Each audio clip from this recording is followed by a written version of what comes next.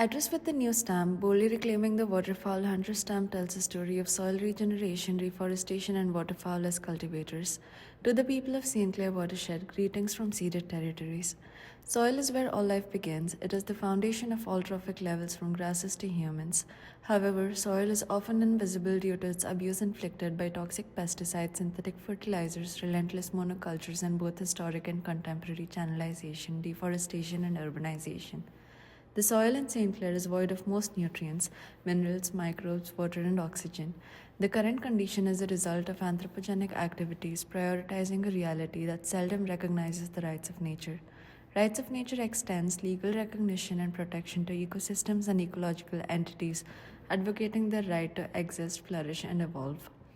St. Clair needs a new way forward. Greetings from ceded territories.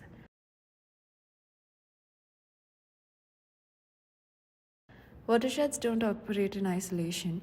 They are influenced and manipulated through policies, ecological systems, jurisdictional boundaries, stewardship, and legacy effects. It is this complexity that reveals how we can begin to intimately understand St. Clair. St. Clair is the ancestral and contemporary homeland of the Anishinaabe people who live in harmony with the land through rights of nature perspectives and legislation. The introduction of settler colonialism disrupted ecological relationships, forcefully altering territory and ownership dynamics. St. Clair's proximity to international trade subjected its rivers to extensive logging. Land was quickly changing, and the tradition for hunting, albeit reserved for the elites, was prevalent. Agriculture quickly transitioned from small scale to industrial. Today, St. Clair is grappling with industrial agriculture and the species it exiled, the species it commodifies, and the habitat it harms.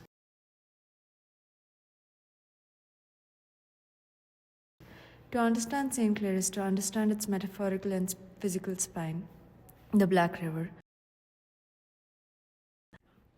The Black River's tributaries extend westward, demonstrating how water is an underlying connector at this regional scale. The tributaries reveal the complexities and blur boundaries of a watershed, for they do not follow socially constructed property and governance systems. The Black River also has nodes of MDNR game areas. Fragmented and void of biodiversity, this land use represents nature as a recreational sport. Lastly, St. Clair land use is 40% agricultural.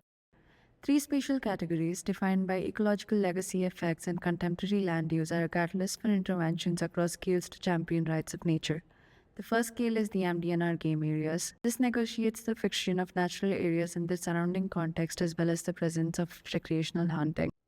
Game areas represent the only remaining wetlands in the watershed. However, they are fragmented and disrupt the natural flow of nutrients and organisms.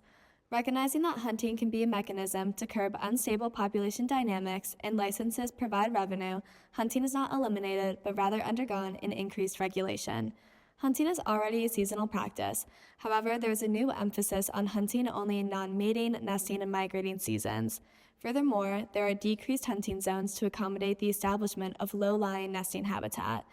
Acquisition of licenses have an increased fee with the same 90% allocated for restoration initiatives. This includes bank stabilization, removal of invasive species, planting native species, and maintenance of borders supervised by MDNR. The revenue is further used to establish a trail network with seed boxes to actively engage visitors in the restoration process, encouraging them to distribute native species to initiate rewilding. A collection of signage and wayfinding infrastructures are placed throughout the trail to inform visitors on the importance of ecological health.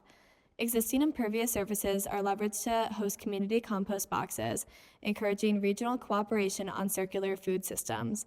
Compost is further used by farmers and local residents as organic fertilizer to incentivize moving away from synthetic substances.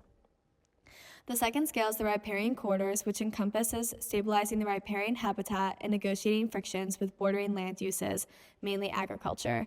The riparian zone is protected through conservation easements and development setbacks executed by local municipalities in state-level zoning. Regenerative subsidies are established to promote intercropping as an incentive to decrease reliance on federal subsidies. Intercropping species include rye, red clover, and tomatoes that assist in genetic resilience, pest management, and nitrogen fixation. Shelter belts are incentives through governance infrastructure, such as the Nature Resource Conservation Service Environmental Quality Incentives Program. Shelter belts stabilize habitat formation and then fragmentation, but they also assist farmers by decreasing erosion, providing shade for livestock, protecting crops and pastures from wind, and increasing habitat for pollinators. Lastly, the third scale leverages agricultural land to an agro-silvopastoral landscape and mode of life. This negotiates the friction between agricultural property owners and overall industrial agricultural processes. The scales of interventions are passive restoration methods that promote regeneration by mimicking natural processes. Agro-silvopastoral is a land use model that combines crops, livestock, trees, and pastures. This promotes environmental stewardship by maintaining agricultural practices in economic markets while also establishing pastoral landscapes for respite. The entire system is rooted in a voluntary framework such that stakeholders elect to enter into a territorial cooperative agreement through a community land trust. Instead of operating under extractive regimes, nature is left to grow, provide, nourish, and replenish. Waterfowl roam freely and act as cultivators, spreading seeds and managing pests. They're equally viewed as farmers and tenders to these herbaceous pastures.